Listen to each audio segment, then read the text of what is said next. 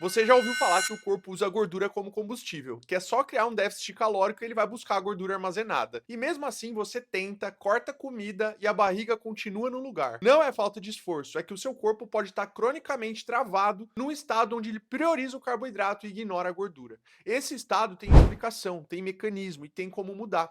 É isso que eu vou te mostrar aqui, do começo ao fim, sem enrolação. O corpo funciona como um motor híbrido, ele tem dois tanques de combustível disponíveis ao mesmo tempo, carboidrato e gordura. Ele consegue usar os dois, mas não com a mesma eficiência ao mesmo tempo. Existe uma competição real entre eles dentro de cada célula do seu corpo.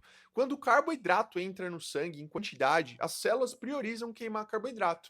A entrada de gordura cai automaticamente. É como uma porta giratória com capacidade limitada. Quando muito carboidrato está passando, a gordura fica do lado de fora esperando a vez que muitas vezes não chega. Isso não é teoria, é um mecanismo real que explica porque a pessoa que come muito processado ao longo do dia nunca coloca o corpo em modo de queima de gordura de verdade, mesmo que esteja em déficit calórico. Agora, quem controla essa porta giratória são os hormônios. Pensa nos hormônios como um sistema de sinais de trânsito dentro do corpo. Cada um dá uma instrução diferente sobre qual combustível usar e o que fazer com a energia disponível. A insulina é o hormônio que aparece quando você come carboidrato. Ela sobe, distribui a glicose para as células e manda um sinal claro. Usa carboidrato agora, guarda gordura, não precisa queimar reserva. Enquanto a insulina está elevada, a queima de gordura fica praticamente suspensa. É o funcionamento normal do corpo depois de uma refeição. O glucagon funciona no sentido oposto. Quando a glicose no sangue cai, o glucagon sobe e manda o sinal contrário. Vai buscar energia nas reservas, libera gordura para ser queimada. É o hormônio que abre a porta da gordura. O problema é que ele só consegue agir de verdade quando a insulina está baixa. Os dois não funcionam no mesmo ambiente. É um ou outro. A adrenalina entra em cena em situações de esforço físico intenso ou estresse agudo. Ela libera energia de forma rápida, mobiliza a glicose do fígado e ativa a queima de gordura em paralelo. É o hormônio da resposta imediata. Útil num treino pesado, problemático quando está elevado de forma crônica por pressão e ansiedade. E o cortisol é o hormônio que mais trava o sistema todo quando ele está fora do controle. O cortisol é o hormônio do estresse. A função original dele é te preparar para uma ameaça física. Ele mantém glicose disponível no sangue, dá energia rápida, aguça o foco. Faz sentido numa situação de perigo real. O problema é que seu cérebro não distingue o estresse de uma reunião difícil do estresse de uma ameaça física.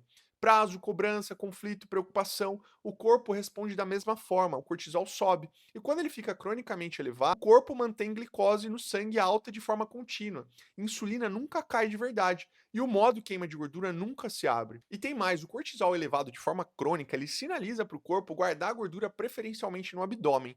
Não é coincidência que o homem mais estressado tem mais barriga, fisiologia. Agora tem um terceiro elemento que quase ninguém explica de forma prática, que é o papel das fibras musculares. O seu músculo não é uma estrutura uniforme, ele tem dois tipos principais de fibras que funcionam de formas diferentes. As fibras tipo 1 são as fibras de resistência, elas trabalham em esforços leves e moderados, tem muito mais mitocôndria, que é onde a gordura é queimada, e preferem usar a gordura como combustível. São as fibras que entram em ação quando você caminha, quando você faz uma atividade leve e contínua. As fibras tipo 2 são as fibras de potência. Elas entram em ação em esforços intensos, movimentos explosivos, levantamento de peso. Elas preferem carboidrato porque carboidrato gera energia mais rápido. São as fibras que dominam num treino de musculação pesado ou sprint. A maioria dos homens sedentários ou semi-sedentários tem as fibras tipo 1 pouco desenvolvidas e pouco ativas. Isso significa menos capacidade de queimar gordura no repouso e nas atividades do dia a dia. Treino de força desenvolve as tipo 2, o que é essencial para a composição corporal e sensibilidade à insulina. Mas a atividade aeróbia moderada desenvolve as tipo 1 e aumenta a capacidade de queimar gordura como combustível preferencial. Os dois tipos importam, não é musculação contra cardio, é os dois com intensidade certa. E isso leva direto para o conceito de intensidade e queima de gordura, que é um dos mais mal entendidos no fitness.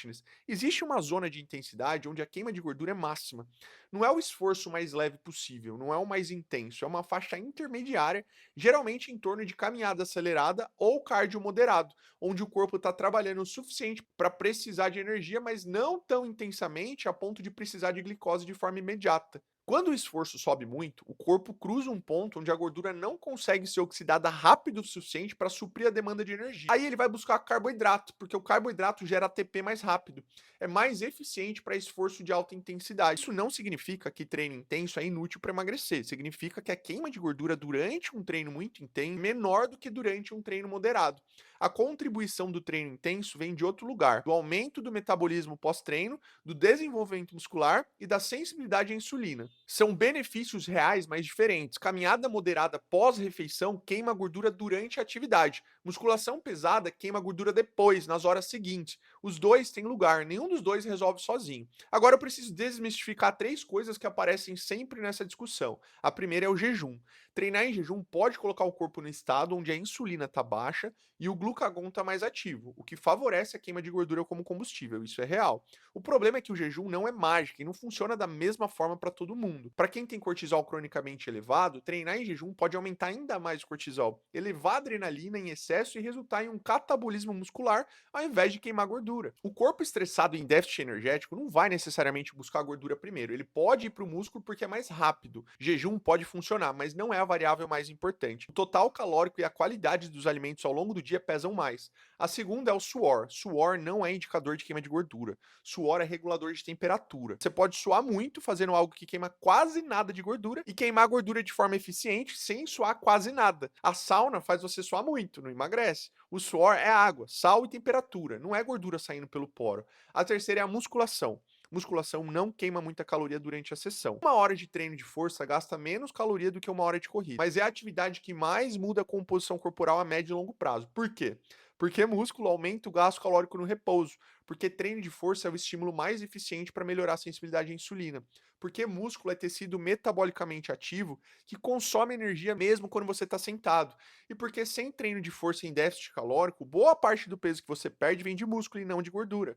Musculação não é opcional se o seu objetivo é composição corporal. É a base. Juntando tudo, chegamos ao conceito de flexibilidade metabólica. Flexibilidade metabólica é a capacidade do corpo de alternar entre gordura e carboidrato com eficiência.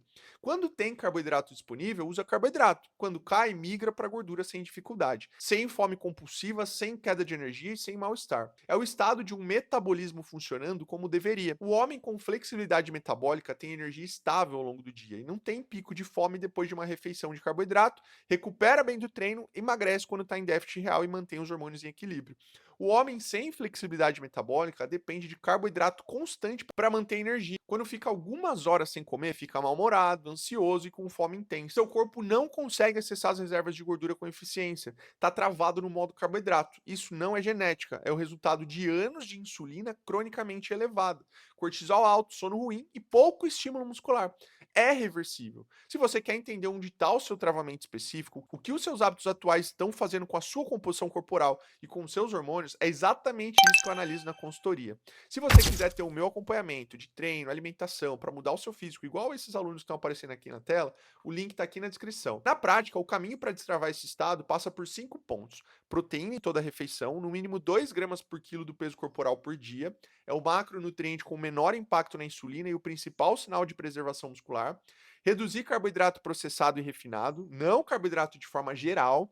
A diferença entre arroz com feijão e pão de forma com geleia é enorme do ponto de vista de pico de insulina. Grão inteiro, fibra, digestão lenta. Isso é diferente de farinha refinada e açúcar. Treino de força 3 a 4 vezes por semana. Não para queimar caloria durante o treino, para melhorar a sensibilidade à insulina, preservar o músculo em déficit e aumentar o gasto calórico em repouso. 7 a 8 horas de sono. Uma noite mal dormida eleva cortisol, aumenta a resistência à insulina e suprime testosterona no dia seguinte. Sono não é variável secundária, é onde o corpo regula tudo. Caminhada de 20 minutos depois de comer, músculo em movimento consome glicose sem precisar de insulina. Isso reduz o pico pós-refeição, acelera a queda de insulina e aumenta o tempo diário em que a queima de gordura pode acontecer.